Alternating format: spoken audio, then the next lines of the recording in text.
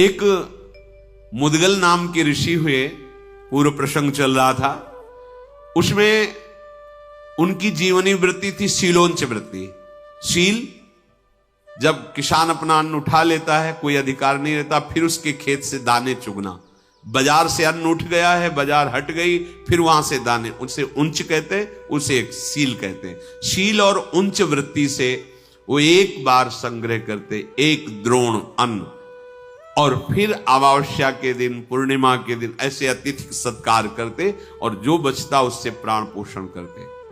जब बहुत समय तक अपने धर्म का पालन किया जाता है तो उसका फल प्रकाशित होने के पहले उस धर्म की निष्ठा देखी जाती है।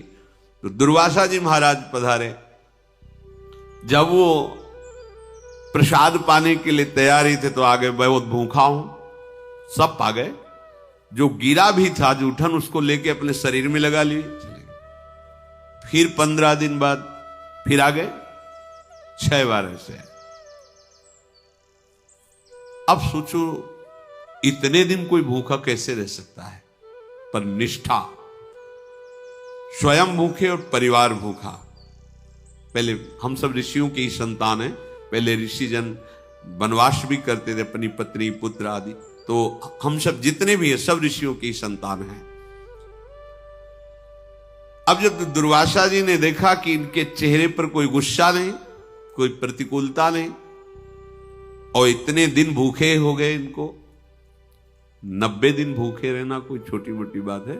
90 घंटे भूखे रह के देखो कैसा लगता है, चिड़चिड़ाहट पैदा हो जाएगी। 90 दिन भूखे हैं और महात्मा हर बार आके पा जाता है और कुछ बोलता नहीं। तब उन्होंने कहा तुमने जीत लिया, उत्तम लोगों को जीत लिया। ऐसा दुर्वासा जी कह रहे थे कि एक दिव्य विमान उतरा जिसमें हंस जुते हुए थे और एक बहुत ही तेजोमय महापुरुष, वो देवदूत बोले, ब्रह्मर्षि ये विमान आपको अपने इस कर्म से प्राप्त हुआ है, आइए इस पर बैठिए और जिस लोक में चाहिए उस लोक के सुख का भोग भोगिए। कोई भी निष्ठा परिपक्व होने के पहले उसमें प्रश्न आता है, जैसे क्लास पास करते हैं, वही 5 से 6 में जाना है, 6 से 7 में तो होती है ना। तो बोले परीक्षा क्यों लेते हैं, परीक्षा नहीं होगी तो अगली भूमिका में कैसे जाओगे। तो भगवान तो सर्वज्ञ, सर्वज्ञ तो टीचर भी है जो जिस क्लास का अध्ययन कराता है, और वो देखता है तुमने जो अध्ययन किया है उसमें तुम कितने प्रवीण हो, आगे बढ़ो, नहीं तो फिर उसी क्लास में रहो और परिपक्वता करो, फिर आगे बढ़ो। ये सिस्टम ऐसे थोड़ी भगवान को कोसना कि परीक्षा क्यों लेते, नहीं, बिना परीक्षा भूमिका में कैसे पहुंचोगे, वो ऐसा है। और जहां परीक्षा नहीं ली जाती वहां धोखा ही प्राप्त होता है। मान लो डॉक्टर है और उसने परीक्षा दी नहीं, मतलब वास्तविक उसने पढ़ाई की नहीं और किसी भी तरह से डॉक्टर बन गया, और उसको सही माने में ज्ञान है नहीं कि अब इसको कौन सा इंजेक्शन लगा तो मर ही जाएगा मरीज। इसलिए अच्छी तरह वो अपनी डॉक्टरी पढ़े, फिर अपनी योग्यता से पास हो तो लाखों को सुख प्रदान करेगा। ऐसे हर क्षेत्र में है, अच्छी तरह से आप साधना कीजिए, फिर भूमिका में तो लाखों का उद्धार कर देंगे। ऐसे नहीं कि मनमानी आचरणों को करें हम योग्यता प्राप्त कर ले। कई सिद्धांत लोक में नहीं तो फिर परलोक वाला कैसे हो जाए। आ गया ना विमान, कोई गुस्सा नहीं, कोई परेशानी नहीं। इतना ऋषि ने उनको भूखा रखा, पर ऐसे नहीं कहा कि हर बार आ जाते हो तुम, इतना तो आ ही सकता है ना, हमारा परिवार है, तुम्हें शर्म नहीं आती, हम श्रद्धा पे श्रद्धा करते चले जा रहे, आप हमें मारने पे तुले। एक भी शब्द नहीं, कोई परेशानी नहीं। उसी समय विमान आ गया। देवदूत ने जब कहा ये विराजिए और चलिए जिस लोक का सुख चाहिए उसको भोग लीजिए, तो उनका देवदूत, मैं सुनना चाहता हूं कि जिस लोक में तुम हमें ले जाना चाहते हो वहां कौन कौन से गुण हैं और उनका क्या दोष होता है, वहां दोष क्या है। जब मैं ऐसा जानूं तब जो है उस लोक में जाने की इच्छा करूंगा। अगर कोई संत पुरुष चल रहा हो उसके पीछे 7 पग चल दे तो उसका बड़ा पुण्य बन जाता है। जैसे कोई महात्मा जा रहा है, आप उनके पीछे पीछे 7 पग चले जा रहे तो बड़ा पुण्य बन गया, क्योंकि 7 पग उनके साथ चले। तो जीवन में जब आपका शरीर छूटेगा तो 7 पग महात्मा का साथ दिया है, अरे बड़े सुकृत का कार्य है। तो तुम मुझे ये उत्तर दीजिए, जब मैं समझूंगा कि ऊपर के लोकों में मुझे क्या प्राप्त होगा फिर मैं जाऊंगा, अन्यथा ऐसे नहीं। तो देवदूत बोला, महर्षि तुम्हारी बुद्धि तो बड़ी उत्तम और सावधान है। सावधान ये, चलो ये भोगो। तो क्या है ये, इसका हमें प्रमाण दीजिए। ऐसे नहीं कि आया बैठ के विमान पे चल दे। उत्तम बुद्धि वही कि जहां ले जाना चाहते हो पहले मुझे परिचय बताइए। ये हम तुमसे नहीं पूछा जाएगा, ये उनसे पूछा जाता है हाँ कि कहां चलना चाहते हो। मार मार के यम के दूत वो पूछेंगे थोड़ी तुमसे। ये तो पावरफुल महात्माओं की बात है जो भजन तपस्या निष्ठा। हमारे पास मेरी महारानी श्री राधा रानी पूछे ही कोई नहीं आएगा, न विमान आएगा न पूछने आएगा। यहां अपने घर में ही है, बस घर में ही अंदर प्रवेश पा जाना है। तो मुने जिसे महासुख स्वरूप कहते हैं स्वर्ग लोक, यहां से बहुत ऊपर की है और है, उसमें केवल सिद्ध पुरुष ही जा सकता है या कोई देवता, उसे ऊर्ध्वक कहते हैं। वहां जाने के लिए जो मार्ग है बड़ा ही उत्तम है, सुखद है और दिव्य विमानों के द्वारा जाया जाता है, भौतिक विमानों का प्रवेश नहीं है। जिन्होंने घोर तपस्या नहीं की, बड़ी बड़ी यज्ञ नहीं की, उनका कभी वहां प्रवेश नहीं होता। असत्यवादी, नास्तिक, व्यभिचारी ये कभी नहीं जा सकते। जो धर्मात्मा है, सदैव मन को वश में रखा है, शामदम, किसी से ईर्ष्या नहीं की, जो दान देता रहता है, जो युद्ध कला में प्रवीण है, इंद्रियों को संयम में रखता है और सत्पुरुषों की सेवा करता है, ऐसे पुण्यवानों को इन लोकों में ले जाया जाता है।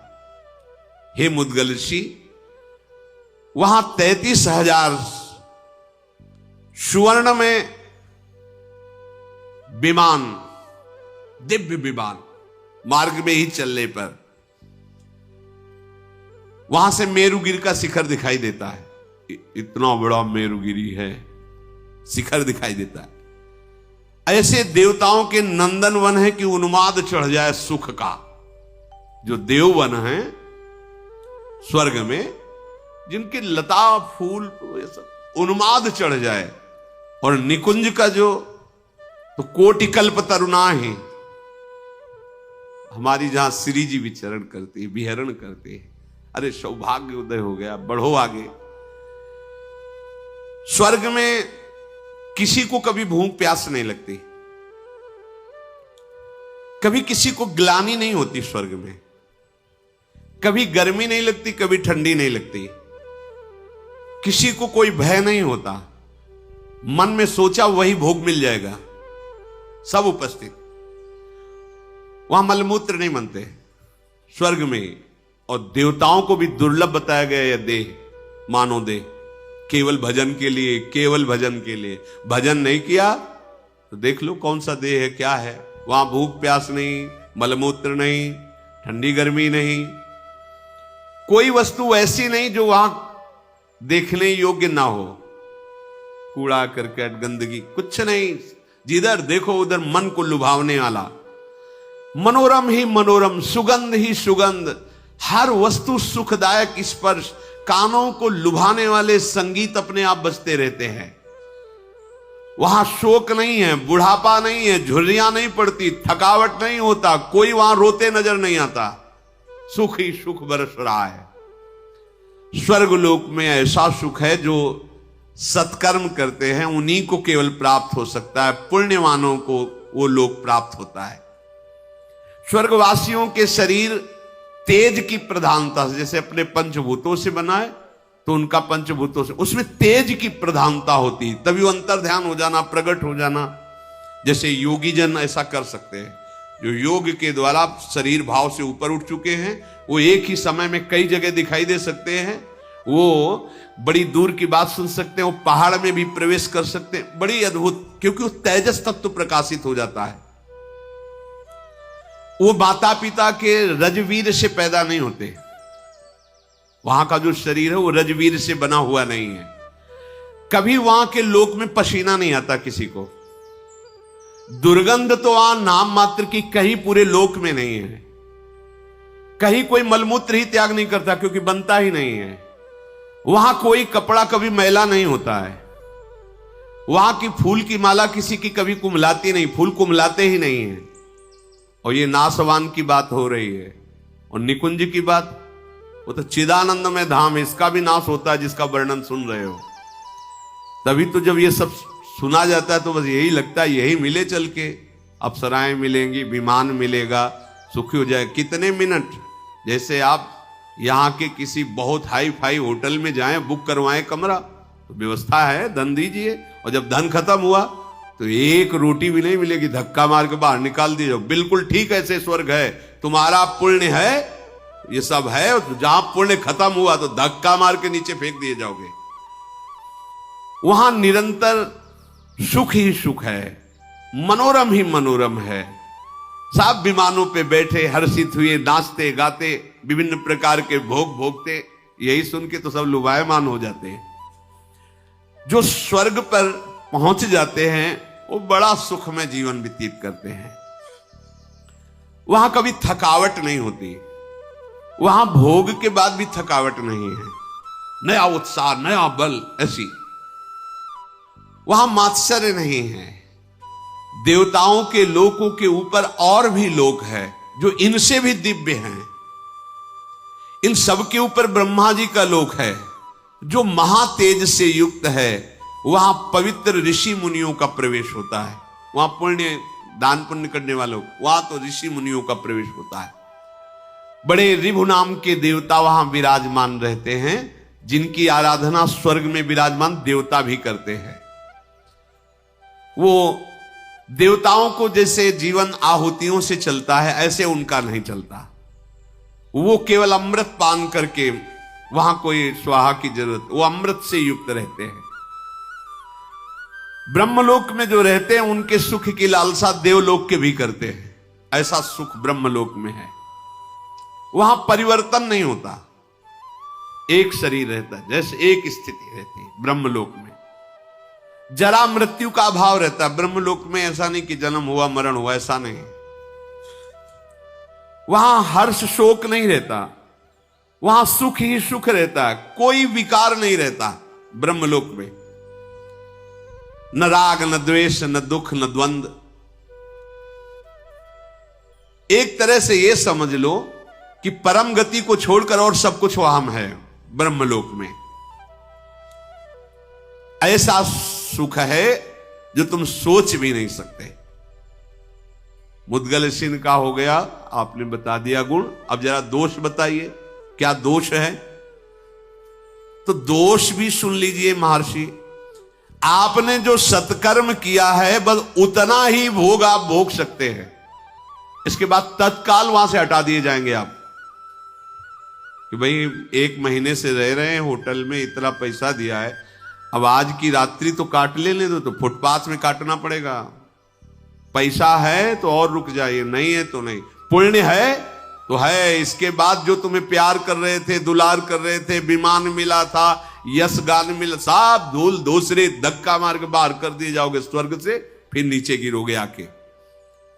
अच्छा, वहां कोई तुम पुण्य या नया कर्म कर नहीं सकते। जो पुण्य करके गए उतने केवल भोग मिलेगा। पुण्य गंवाने पर वहां से बहुत ही क्लेशित होकर हटाया जाता। क्यों भाई? जो अप्सरा जो सब भोग रहे थे तत्काल सब हट गए। अब उसमें आसक्त है, उसे धक्का मार के बाहर किया जा रहा है। कितना दुख है। स्वर्ग में सबसे बड़ा दोष मुझे ये जान पड़ता है कि जहां पुण्य खत्म हुआ तो उसका बहुत बुरी तरह पतन होता है। यही बुरी तरह पतन कि एक बढ़िया सुख साम्राज्य और 1 मिनट में सबसे रहित, खत्म तुम्हारे पुण्य। जिन भोगों में लगा हुआ था, जिनको अपना मान रहा था, उनसे धक्का मार के दूर करके भगा दिया जाता है। स्वर्ग में जो लोग नीचे की तरफ गिरते हैं वो भारी जलन असंतोष से युक्त हो जाते हैं, क्योंकि वो सब सुख छिन गया। उसका मैं कैसे वर्णन करूं? जिस समय गिराया जाता है उसको दुख मिलता है। गिरते समय इतना भयानक दुख होता है, उसकी चेतना लुप्त हो जाती है, रजोगुण का आक्रमण होता है, बुद्धि बिगड़ जाती है, और उसके गले में पड़ी हुई जो माला पुष्प की है वो कुम्हला जाती है, टूट जाती है। वहां जिसकी माला कुम्हलाने लगे, धक्का देने का अवसर आ गया, समझ लिया जाए इसके सुकृत खत्म, वहां की पहचान है। उसके पास पुष्प जो विराजमान पुष्प मालाएं कुम्हलाने लगी, बस होश खराब हो गया, भगाए जाएंगे, अब यहां से हटाए जाएंगे, सब हटेगा। पतन की सूचना माला कुम्हला जाना। अब उसके हृदय में भारी दुख, भारी भय समा जाता है, ये सब छूट जाएगा। जितने भी ब्रह्मलोक पर्यंत लोक हैं, उन सब में दोष देखे जाते हैं। स्वर्गलोक में तो रहने वालों के शास्त्रों दोष हो सकते हैं, अगर वर्णन करें तो। वो कह रहे हैं अब तुमसे बगल में बड़ा विमान वाला जा रहा है, बड़ी सुंदर अप्सरा है, बड़ा भोग है, अपने में संतुष्ट नहीं, वो जल रहा है कि यार इसके तो बहुत है, और थोड़ी ही दिनों में पुण्य खत्म हुआ तो वो भी जा, तो वो भी छीन लिया गया। त्रिशंकु उल्टा लटके आज भी। वहां से भ्रष्ट हुए जीवों में जो दुख देखा जाता है, जो पतन के समय, फिर वो मनुष्य योनि में आता है। स्वर्ग से आया हुआ, नरक से गया हुआ, तिर्यक योनियों में। मनुष्य लोक में जब मानव शरीर मिलता है, वो चाहे तो अपनी बड़ी उन्नति कर सकता है। क्या इन सब लोगों को लांग करके भगवान के धाम को, पर यहां मत वाला उसको लोक परलोक की पड़ी, उसको अभी वर्तमान के भोग। ये माया है, एक एक क्षण तुम्हारा बड़ा कीमती है। देवता तरसते कि मुझे मनुष्य बना दिया जाए, तो ऐसा पुण्य करेंगे, ऐसा दान करेंगे, ऐसा भजन करेंगे, ऐसे आचरण करेंगे कि भगवान को रिझा लेंगे। और भगवान के लोक में जाने के बाद फिर आना नहीं होता। यद्गत्वा न निवर्तन्ते तद धाम परमम मम। एक ही जगह है जहां भगवान के धाम के जहां प्रवेश हुआ, फिर आना जाना मिट गया। नहीं, ब्रह्मलोक तक ही चलता रहता है आना जाना। मुद्गल ऋषि बोले कि तुमने जो गुण और दोष बताए मैं समझ गया। तुम कुछ ऐसा बता सकते हो जहां से आना न पड़े, जहां कोई ये लौकिक गुण ना हो, दोष ना हो, ऐसा बता सकते हो जहां से पतन ना हो। मुद्गल मुनि के इस प्रकार ऐसा कहने पर देवदूत ने कहा कि हे ऋषिवर, मेरी दृष्टि तो वहां तक नहीं पहुंच पा रही, क्योंकि मैं तो केवल इन लोकों का वर्ण, पर मैंने सुना है भगवान का एक धाम ऐसा है जहां जाने के बाद फिर लौटना नहीं होता, कोई दुख नहीं होता, पर वो मिलता है केवल भजन से। जो किसी की निंदा नहीं करता, किसी की स्तुति नहीं करता, जो यहां की हर वस्तु को मिट्टी के ढेले के समान समझता है, जो ज्ञान योग के द्वारा ध्यान में तत्पर है या भक्ति योग के द्वारा प्रेम में तत्पर है, जो अंदर से वैरागी रहता है, उत्तम बोध प्राप्त कर चुका है, वो सनातन भगवान के दिव्य धाम को जाता है। वह पुण्य आदि का है, वहां तो एक निंदा स्तुति में समान, समलोष्टास्म कांचना, स्वर्ण का ढेला मिट्टी का ढेला समान है ही समान। उसी में तो पैगर जैसे मिट्टी तैसे पीली मिट्टी स्वर्ण, उसको तुमने महत्व दे रखा है, इसलिए गर्व से वो आभूषण पहन के क्या कितना हम धनवान हैं। बल कौन सा सुख है, न सुगंध है न स्वाद है, केवल मान्यता है। तो जिसकी ये मान्यता मिट गई है, मिट्टी का ढेला और स्वर्ण समान जिसकी दृष्टि में है, जो वैराग्य बल से युक्त है, वो सनातन परम धाम को प्राप्त होता है। इसलिए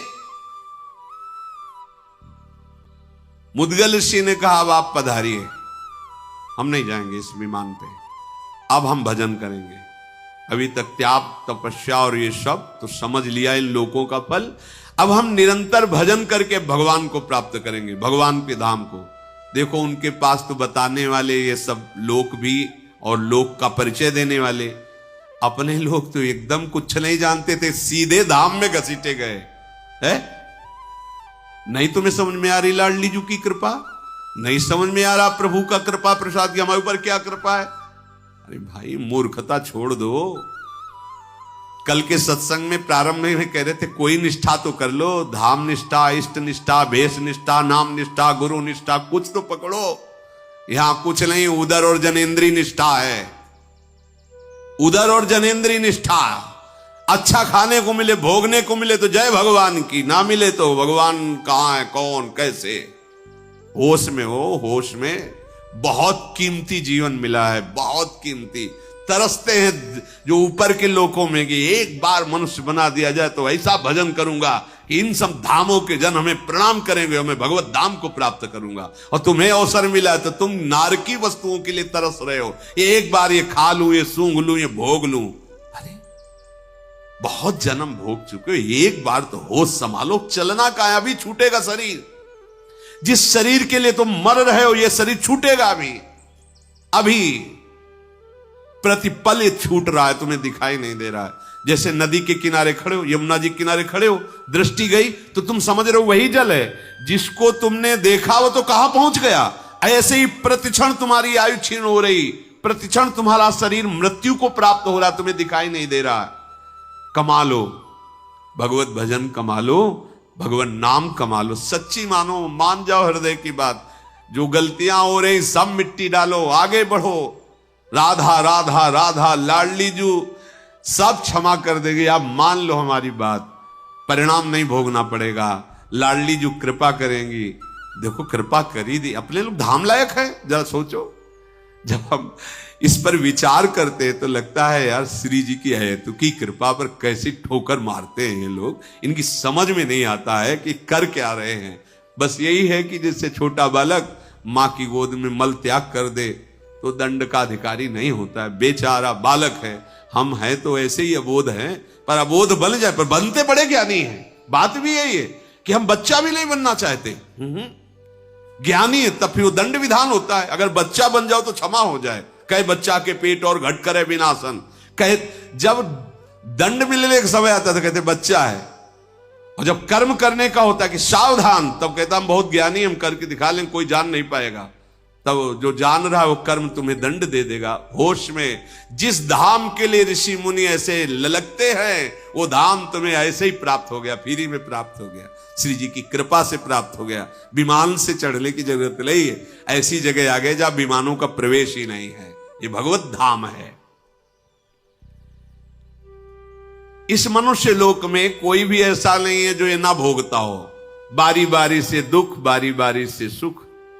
जैसे चक्र ऐसे चलता रहता है, ऐसे दुख सुख का चक्र है। तुम पराक्रमी हो, सावधान हो जाओ, दुख सुख सह जाओ।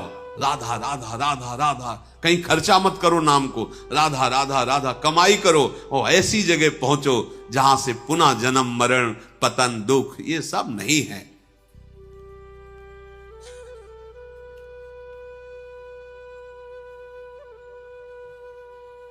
अब इधर तो ये आनंद ऋषियों का जस सुना रहे मार्कंडे जी, उधर दुर्योधन के हृदय में बड़ी जलन पैदा है।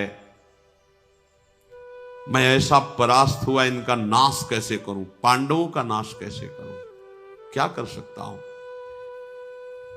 वो इसी विषय में सोच ही रहे थे कि अचानक देखा कि एक अवधूत आ रहे हैं सामने से।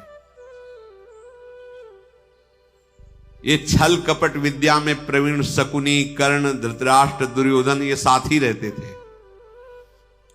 यही देखा कि अरे अवधूत रूप में तो दुर्वासा जी हैं। एकदम सब सावधान हुए, जाके साष्टांग प्रणाम किए, नम्रता पूर्वक हाथ जोड़कर कहा महाराज महल पधारिए, सेवा स्वीकार कीजिए। आगे दुर्वासा जी, बड़ी कठिन है इनकी सेवा करना, तो मेरा आतिथ्य सत्कार करोगे तुम? दुर्वासा जी ने कहा। बोले भगवान रात दिन मैं स्वयं खड़ा होकर के आपकी रात दिन सेवा करूं। तो ठीक है, बनवाओ भोजन, हम आ रहे हैं अपना नित्य कर्म करके। भोजन बनवाया, आए, बोले फेंक दो ये बना हुआ भोजन, हम नहीं पाते, बनाओ तत्काल बनाओ। तत्काल बना, भूख नहीं है हमारे पास।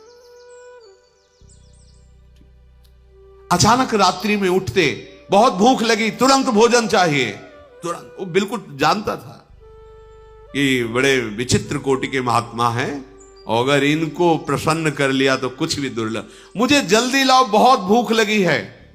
भोजन तैयार, अदृश्य हो गए।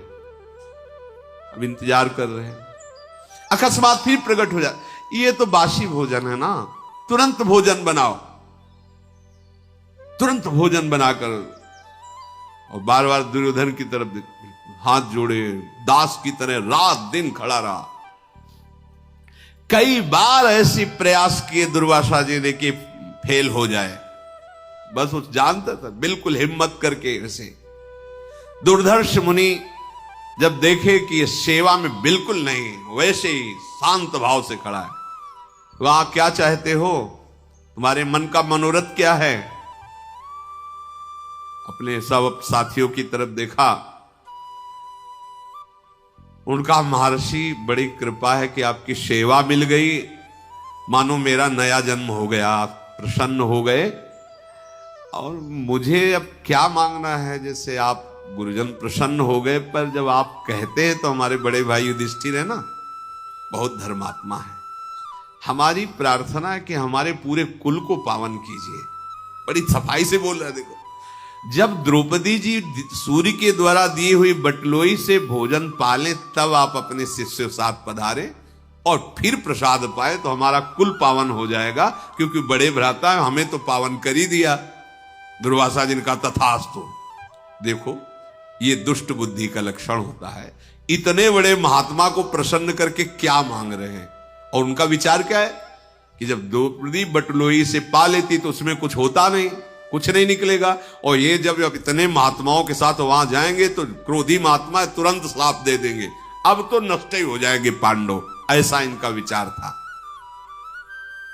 मुझ पर कृपा कीजिए और मेरे भाई के पास जाइए और यशस्विनी द्रौपदी के हाथ से प्रसाद पाइए, तब हम जानेंगे हमारे कुल को आपने पावन कर दिया। दुर्वासा जी ने कहा, चलो तुमने सेवा की है तो मैं ऐसा ही करूंगा जैसा तुम चाह रहे हो। और दुर्वासा जी अंतर्धान हो गए अपने शिष्यों सहित। कर्ण का हाथ अपने हाथ में लेके दुर्योधन उछल पड़ा कि अब तो दुश्मनों का नाश ही हो जाएगा, पर उनको ये पता नहीं कि जो भगवान के आश्रित हैं बाल न बांका कर सके, चाहे जग बैरी हुए, एक दो की बात क्या। अब दुर्वासा जी को चलना फिरना तो है नहीं, तो दिव्य देहधारी तत्काल प्रकट हो गए युधिष्ठिर जी के पास। ध्यान में देखा द्रौपदी जी प्रसाद पा चुके, सोई पधारे कुटिया में। जो ही देखा महाराज युधिष्ठिर, दुर्वासा, एक बार तो सबके कपकपी पैदा हो जाती थी, क्योंकि प्रसिद्ध थे ये। साप देना तो इनका बिल्कुल जबान पे समझो, जरा सी त्रुटि हुई कि साओ, अगर प्रसन्न हो गए तो वरदान भी जो चाहो। बहुत से शिष्यों की भीड़ के साथ पहुंचे वहां। युधिष्ठिर जी ने देखा कि सम्मुख महर्षि दुर्वासा, तत्काल खड़े हो गए, आदर पूर्वक प्रणाम किया, अर्घपाद्य दिया, बैठाला, पूजा की सब ऋषियों की, और भगवान बड़ी कृपा की, आप पधारे। बोले हाँ, भूख लगी, ये तो हमारा अहोभाग्य है, आप प्रसाद पाइए। बोले नहीं, थोड़ा नित्य कर्म करके आते हैं, स्नान करके अपने शिष्यों के साथ आप रसोई तैयार करवा लीजिए। अब शिष्यों सहित भोजन करवाना है। मेला चलता था, कहीं वर्णन आता है 60,000 शिष्य, कहीं 10,000 शिष्य। अरे 88,000 ऋषि एक साथ शरण में। 88,000, तुम कितने हो? 88,000 ऋषि, और एक शासन में। ऐसा नहीं था, एक शासन कैसे पर उनका उद्देश्य है ना भगवत भजन। जब उद्देश्य होता है तो हर कष्ट सहकर उद्देश्य का ही पालन किया जाता है। हमारा लक्ष्य भगवत प्राप्ति। अब अपमान हो, सम्मान हो, भूखे रहे, कैसे रहे, हमें भगवत प्राप्ति करना है।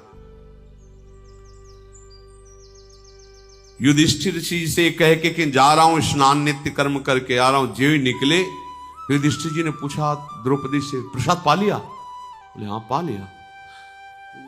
क्या हो, ऐसे कोई सरल महात्मा है कि हाथ जोड़ के कह देंगे महाराज जी थोड़ा सा शाम तक का समय दो, कंदमूल फल ले आए? वो महात्मा तो तत्काल, हमने आतिथ्य का निमंत्रण भी कर दिया। आप क्या?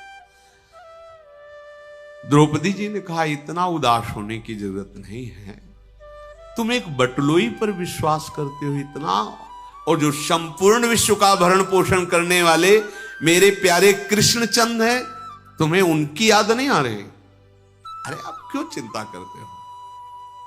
हाथ जोड़ा, कृष्ण कृष्ण महाबाहो देवकी नंदनाव्यय वासुदेव जगन्नाथ प्रणतारति विनाशन विश्वात्मन विश्वजनक विश्वहर्ता प्रभो व्यय प्रपन्न पाल गोपाल प्रजापाल परात्पर आकूतीनां च चित्तीनां प्रवर्तक नतास्मिते। हे कृष्ण, हे गोविंद, हे महाबाहु, हे देवकी नंदन, हे अविनाशी वासुदेव, आपके चरणों का जिसने आश्रय लिया उसको कभी दुख देखना ही नहीं पड़ा। जगदीश्वर, आप संपूर्ण जगत की आत्मा हो, अविनाशी हो, विश्व की उत्पत्ति संहार करने वाले हो, शरणागत की रक्षा करना आपका व्रत है। हे गोपाल, आप अपने प्रणत जनों का पालन करने वाले परात्पर परमेश्वर हो। आकुति मन, चित्त, बुद्धि, इसके आप प्रेरक हो। मैं आपको प्रणाम करती हूं। आओ, जिसे कोई अन्य की सहायता नहीं, केवल आपकी सहायता चाहिए, उसके लिए आप विलंब नहीं करते। एक एक शब्द समझ लो। अन्य की सहायता अगर है तो प्रभु विलंब करेंगे, अन्य सहायता नहीं तो प्रभु आपको अनुभव करा देंगे, मैं आ चुका हूं। असहाय भक्तों की सहायता केवल आपसे ही होती है। प्राण मन की वृत्ति आपके पास तक नहीं पहुंच सकती, क्योंकि आप इनसे परे हैं, प्राण और मन से भी। मैं तुम्हारी शरण में हूं। हे शरणागत वत्सल देव, आप कृपा कीजिए।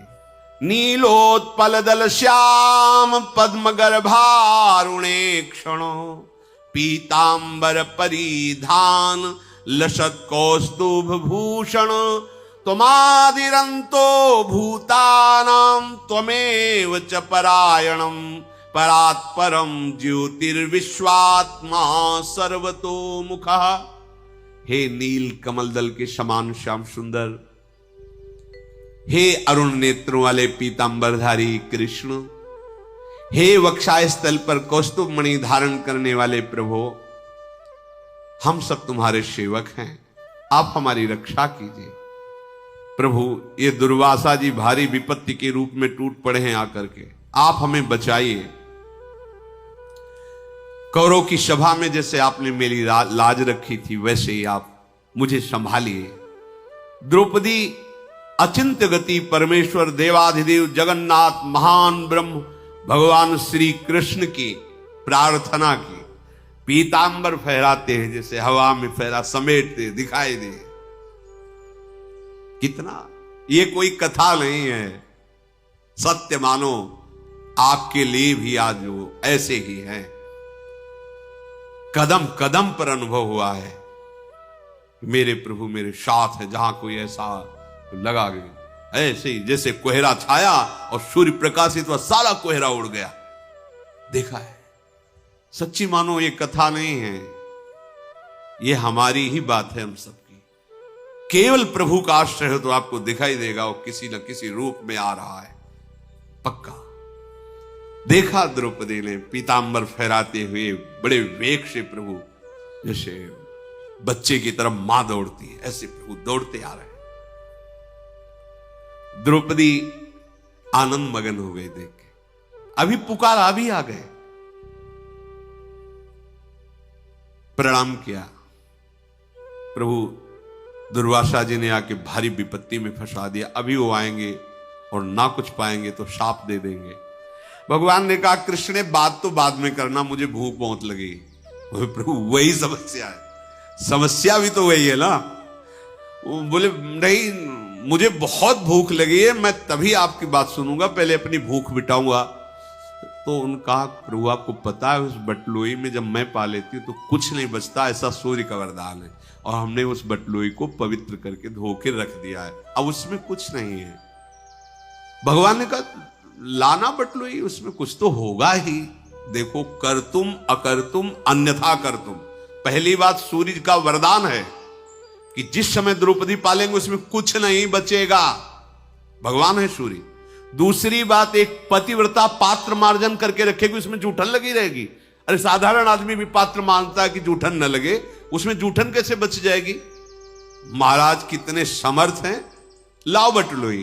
तो उनका, प्रभु धो के लाओ, तो तुम लाए, तो उसमें एक शीत प्रकट हुआ दिखाई दे। देखो ये लगा हुआ है, इतने से तो पूरा विश्व तृप्त हो जाएगा। ऐसे लेके भगवान ने अपनी, ये देखो प्रकट किया है, सम्मान रखें तो भगवान सबकी बात का सम्मान रख दे, नहीं तो ऐसे हैं जैसे कोई जा ऐसा हो जाएगा, तेरे कहले से होगा। मेरी प्रिया जो अगर नहीं चाहती है तो खोपड़ी के बल खड़ा होकर साप दे तो भी कुछ है। साप ताप पाप रोग शोक दारुण दुखारी, लाल इष्ट दुष्ट दलन कुंज भवनचारी। लालजू के इष्ट हैं गोरे चरणारविंद। ये ठसक तो हम देखते ही नहीं है, ऐसा नहीं सब में नहीं, पर प्राय हम देखते हैं कि ठसक हमारी धन की है, संपत्ति की है, परिवार की है, पद की है, प्रतिष्ठा की।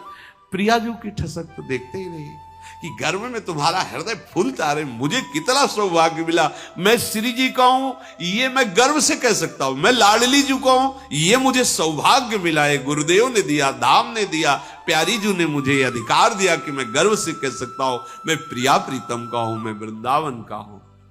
लिख लो कागज में, अभी हम कोई भविष्य ज्ञाता नहीं पर तुम्हें बता रहे हैं। जैसी हवा चल रही है, बढ़ती चली जा रही तापमयी कलयुग की, आपको शुद्ध सत्संग सुनने को नहीं मिलेगा। आगे समय आएगा भगवत मार्ग आपको नहीं मिलेगा। आगे समय आएगा भगवत मार्ग में सिद्ध महात्मा नहीं मिलेंगे। लिख लो, ऐसा समय आता चला जाएगा कि लुप्त हो जाएगा, धर्म ग्रंथों की बातों पर अविश्वास हो जाएगा। जो धर्म से चलने वाले महात्मा जन बड़ी कठिनाई से उस स्थिति को प्राप्त करते थे, अंतर्हित हो जाएंगे, तुम्हारे सामने ही नहीं आएंगे। जो होंगे ऐसी जगह अपने शरीर को छोड़कर प्रभु के धाम में चले जाएंगे, अव्यक्त हो जाएंगे। तभी भाव भ्रष्टाचारा सब संसारा, धर्म सुने नहीं काना। जरा सा भक्ति मार्ग में चले, उसको रौंद देने के लिए माया तैयार है। कलिकाल उसको भ्रष्ट करके मिटा देने के लिए तैयार। तुम क्या समझ रहे हो? ये कलिकाल यहां का राजा है इस युग का। अगर ऐसे महात्माओं की जय होती रही तो कलिकाल चुपचाप बैठा रहेगा, कुछ नहीं कर पाएगा। पर वो राजा है, वो ऐसी कालिक पोत देता है कि श्रद्धा ही न रह जाए, विश्वास ही न रह जाए। अब चलाओ, अब उसका चलेगा राज्य। क्योंकि जहां महात्मा के वचनों का शासन होता है, वहां ना माया प्रभाव दिखाती है, ना कलयुग अपना प्रभाव दिखा पाता है। तो तुम बोलते रहो, तुम्हारी कोई सुनेगा ही नहीं, हम तुम्हें ऐसी जगह खड़ा कर देंगे। वो राजा है यहाँ का, कलयुग का इस समय राज्य है। तो अभी तो बच्चा है, वो ऐसे देख लेता है, बस घुटनों के बल चल रहा है। और जिस दिन खड़ा होकर ताल ठोकेगा, कोई सृष्टि में ऐसा नहीं रहेगा। जहां नाम सुनाई दे, जहां स्वाहा स्वधा, जहां परम पावन धर्म की चर्चा, बोल नहीं सकते, समय आएगा बोल नहीं सकते। देख लेना, ऐसा राज्य आएगा, ऐसा शासन आएगा, पहले से शास्त्रों में लिखा हुआ है। आप जय घोष नहीं कर सकते भगवान की चर्चा नहीं कर सकते, वैराग्य मार्ग का उपदेश नहीं कर सकते। आगे समय आएगा। द्रौपदी ने कहा बड़ी लज्जा से युक्त कि प्रभु आप कह रहे कि मुझे भूख लगी, क्या लाओ ना। बटलोई ला के दी। सर्व सामर्थ्यशाली भगवान श्री कृष्ण कमल नयन हंसते हुए से उस बटलोई में से एक शाक का पत्ता निकाला। आहा, देखो ये कैसे लग सकता है? कोई ऐसे साधारण पात्र धोए तो ऐसे जूठन थोड़ी लगी रहेगी। द्रौपदी जी ने धोया है, जो सती साध्वी परम देवी है, यज्ञ से प्रकट हुई है, कोई किसी मां के गर्भ से प्रकट नहीं हुई, परम प्रवीण सामर्थ्यशाली। और भगवान भास्कर का वचन है, द्रौपदी के पालने के बाद कुछ नहीं बचेगा। ये है श्री कृष्ण, निकाल दिया उसमें भी और अपनी जिह्वा पे रखा और कहा कि द्रौपदी पूरा विश्व तृप्त हो गया, तुम्हारे इस अन्न प्रसाद से पूरा विश्व तृप्त हो गया, क्योंकि मैं तृप्त हो चुका हूं। इतना इधर प्रभु का कहना हुआ कि उधर दुर्वासा जी के पेट में फूलन और सब शिष्यों के। यहां से ऐसा लग रहा है कि मुंह खोले तो अब अन्न निकल जाए, ऐसी स्थिति है। यहां तक भर कर तुम अकर तुम अन्यथा कर तुम, बिना खाए। अब गुरु चेला सब एक दूसरे की तरफ देख रहे हैं। युधिष्ठिर की रसोई तैयार हो रही, इतने बड़े सब लोगों के लिए क्या मुंह दिखाएंगे? आचमन करने की जगह नहीं रह गई, खाने की तो बात जाने दो। इधर भगवान ने भेजा, इसमें लिखा है सहदेव जी को कि तुम शीघ्र जाओ और मुनियों को बुला के लाओ। युधिष्ठिर जी ने कहा प्रभु कंदमूल बोले जाने तो तुम दो। वो गए दुर्वासा जी को बुलाने के लिए। वहां मुनिजन जो है आपस में ऐसी अन्न की खट्टी डकारें आ रही थी, आचमन भी नहीं कर सकते। सब जल्दी से जल्दी निकले, अपने कपड़े कमंडल उठाए, बोले भाग चलो। अगर वो निमंत्रण तो अब क्या होगा? दुर्वासा जी को याद आ गई अम्बरीश जी की बात कि एक भक्त के यहां जाके थोड़ा हम अपनी तपस्या का रंग दिखाया तो त्रिभुवन में भागना पड़ा। ये उनसे कम नहीं युधिष्ठिर जी, और जब हम खाएंगे नहीं, रसोई इतनी ज्यादा बन गई होगी सब शिष्यों के लिए, तो फिर हम तो भस्म ही हो जाएंगे, अब तो बचेगा ही नहीं। अम्बरीश जी की याद आई, इसमें लिखा है उनको अम्बरीश जी की याद आ गई कि दुर्दशा क्या हुई थी हमारी एक भक्त के साथ खिलवाड़ करने में। दुर्वासा जी बोले शिष्यों से कि महाराज युधिष्ठिर का बड़ा अपराध बन गया, कहीं ऐसा ना हो कि युधिष्ठिर जी हम पर रोष दृष्टि कर ले। जिनसे सब डरते हैं वो डर गए, देख लो। राजा अम्बरीश का प्रभाव मुझे याद करके मेरी पिंडली कांप रही है। दुर्वासा जी ने कहा, अरे मैं तो भूल ही गया था कि ये श्री कृष्ण के आश्रित पांडव हैं। अब महामना पांडव मुझे क्षमा करें। वहीं से दुर्वासा जी आंख मूंद के कह रहे, मुझे क्षमा करें, मुझे एक कवल भी पाले के साथ। तो शिष्य ने कहा, गुरुदेव आप तो पा सकते हो, हम तो बिल्कुल नहीं है, अगर तो उल्टी हो जाएगी। बोले एक ही बात है कि पांडव हमें देख ना पाए, पतली गली से यहां से भाग ले। सब शिष्य सहित तुरंत भाग गए। कहीं कहीं कथा में आता है कि वार्ता भी की, पर यहां महाभारत में जो भगवान व्यासदेव जी लिख रहे उसमें लिखा है तत एतान पृष्ठवैव शिष्या शीघ्रम पलायात। कोई बुलाने आ ना पाए इसके पहले हम भाग चलते, तो शिष्यों सहित भाग गए।